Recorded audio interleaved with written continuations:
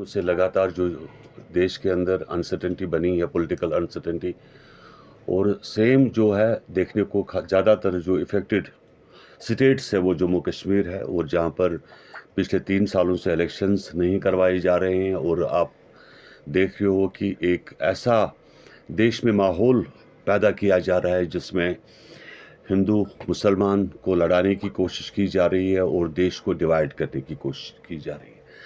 हमने हमेशा जोर दिया कि हम लोग गांधीवाद पे चले और उसके साथ साथ देश के अंदर एक ऐसा माहौल बने, देश तरक्की की राह में पटरी पे चले। लेकिन बदनसीबी से जो भाजपा सरकार जो हावी हुई है इस वक्त देश के अंदर, और उन्होंने खाली डिवाइड करने की कोशिश की। जगह जगह पे आप लोग हिंदू मुसलमान को कैसे लड़ाया जाए, कैसे डिवाइड किया जाए, कैसे नफ़रत का बीज जो है उसको पैदा किया जाए, कैसे नफ़रतों को जगह दी जाए देश के अंदर। जबकि हमारी जो जो पॉलिसी थी रही, जो इससे पहले भी जो लोग रहे जिनने देश को चलाया, कभी भी महंगाई इतने तूफ़ान अरूज पे नहीं आई। आप देख सकते हैं कि आजकल जो महंगाई है उसने बाज़ार की हालात, एक गरीब को ज़िंदा रहने की जो कोशिश है वो नहीं रह पा रहा है, क्योंकि उसको ये महंगाई उसको जीने नहीं दे रही। और ये लोग क्या कर रहे हैं जम्मू कश्मीर में भी देखें कि जहाँ पे एक गवर्नर एडमिनिस्ट्रेशन जो उन्होंने रखा कि आफ्टर 370 एब्रोगेशन, जहाँ पर ये लोग आज़ादी का अमृत महोत्सव, अब नाम भी देखो उन्होंने क्या रखा, आज़ादी का अमृत। महात्मा गांधी ये लोग भूल गए, ये जो गोडसे वाले हैं ये लोग महात्मा गांधी को भूल गए।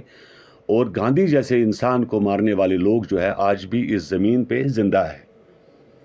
उनकी जो पुश्तें हैं वो आज भी वही काम कर रही है जो आरएसएस का एजेंडा है, जो यहाँ पर ख़राब करने का माहौल जो पैदा किया गया है, अभी श्राइनों पे ऊपर हाथ डालना, अभी मजहबी सेंटिमेंट्स को हर्ट करना, अभी ये मामला है इनका। और अजीब बात तो ये है कि इनके दावे सब झूठ है, कहीं पर सच्चाई नज़र नहीं आ रही। एक हॉस्पिटल ये लोग पिछले 3 सालों से नहीं बना सके, एक स्कूल ये लोग नहीं बना सके। जितने भी जबर टनल्स बन रही है, जितना भी यहाँ पे प्रोजेक्ट्स पिछले जो तैयार हुए हैं वो सब कांग्रेस दौर के है, जब कांग्रेस का दौर था। लेकिन एक भी नया प्रोजेक्ट जो है, रोज़ इनका ये है कि आज़ादी का अमृत महोत्सव, लेकिन वो आज़ादी है कहाँ? आप लोगों ने वो आज़ाद कहाँ रहने दे रहे हो लोगों को? आपने देश में नाकाबंदी करके रखी है और देश को ख़राब करके दिया रखा है। वो उजड़ा हुआ चमन बना दिया आप लोगों ने। ये कितना खूबसूरत चमन था, आप देखें, केरला से लेकर जम्मू कश्मीर तक या आंध्र प्रदेश से लेकर जम्मू कश्मीर तक। लेकिन बदनसीबी की बात यह है कि कश्मीर में भी गवर्नर के झूठे वादे, झूठ पे झूठ, झूठ पे झूठ। हमारी सड़कें मैग्डमाइज्ड नहीं है, हमारी हॉस्पिटल्स का बुरा हाल है, हमारे स्कूल्स का बुरा हाल है, हमारा एजुकेशन सेक्टर जो है वो कहीं ना कहीं कमज़ोर पड़ा हुआ है। अगर यही माहौल रहा आने वाले 2-3 साल से ज़्यादा, अब देश इससे आगे बर्दाश्त नहीं कर सकता। और हम बार बार हमारी पार्टी ने कोशिश की, आपने देखा होगा दिल्ली में भी सब लोगों को यूनाइट करने की कोशिश की हमने, चाहे लेफ़्ट फ्रंट के लोग हैं, चाहे कांग्रेस के लोग हैं, चाहे मायावती के लोग हैं, चाहे अखिलेश यादव के लोग हैं। जब तक कि अपोजिशन एकजुट नहीं होती और इस सरकार को उखाड़ के नहीं फेंकते, तब तक काम नहीं चलेगा। बीजेपी का एजेंडा है कि ख़राब करे, माहौल को ख़राब करे और मामलात को ख़राब करे। ये एक बदनसीबी है। खास करके जो सबसे ज़्यादा इसका इम्पैक्ट पड़ा वो देश के बाकी हिस्सों में नहीं पड़ा, वो जम्मू कश्मीर के ऊपर पड़ा। और जम्मू कश्मीर बैडली इफ़ेक्टेड है। यहाँ पर भी सभी पार्टी से मेरी यही अपील है, चाहे फारूक अब्दुल्ला साहब हो, चाहे महबूबा मुफ्ती जी हो, कि जितने भी यहाँ पर पॉलिटिकल पार्टीज़ हैं सब एक होकर आने वाले दिनों में, ताकि बीजेपी यहाँ पर पनपे ना, और इसका अगर कहीं ना कहीं वजूद आया असेंबली के अंदर, वो एक बहुत ख़तरनाक रास्ता होगा। और इसी सिलसिले में आज हमारी पार्टी ने मेंबरशिप ड्राइव का एक पहल शुरू कर दिया है। और आज क्योंकि 9 सितंबर है और 9 सितंबर मैं पहले मेंबरशिप देना चाहता हूँ कि जो मेरे साथी यहाँ बैठे हैं, जाऊं साहब को, हमारी मेंबरशिप ड्राइव आज से स्टार्ट होगी। जम्मू कश्मीर के अंदर जो ऑलमोस्ट नज़र हमारी 2 लाख के आसपास मेंबरशिप ड्राइव की है कि 2 लाख के पार हम लोग कर देंगे।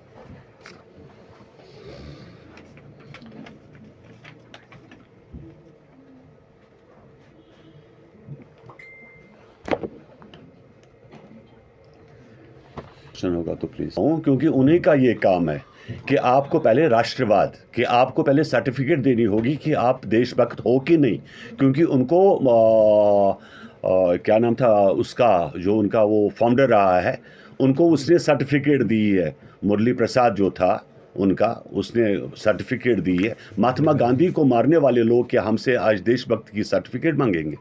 सर आप झूठ पे झूठ बोलते जा रहे हैं। मैं क्या बताना चाहता हूँ, हमारी सड़कें का बुरा हाल है, हमारे रोड्स बैडली डैमेज्ड है, हमारी स्कूल का मामलात ख़राब है, हमारे डेलीवेजर्स की तनख्वाह नहीं है, हमारे कॉन्ट्रैक्टर्स की सैलरी नहीं है, और आप आज कहते हो कि आज़ादी का अमृत महोत्सव। मैं आज़ादी के अमृत महोत्सव के ख़िलाफ़ नहीं हूँ। मैं कह रहा हूँ आप ऐसा बोलिए कि आज़ादी का अमृत महात्मा गांधी, आप गोडसे का नाम क्यों बार बार ले रहे हो? ये मेरा मतलब है था।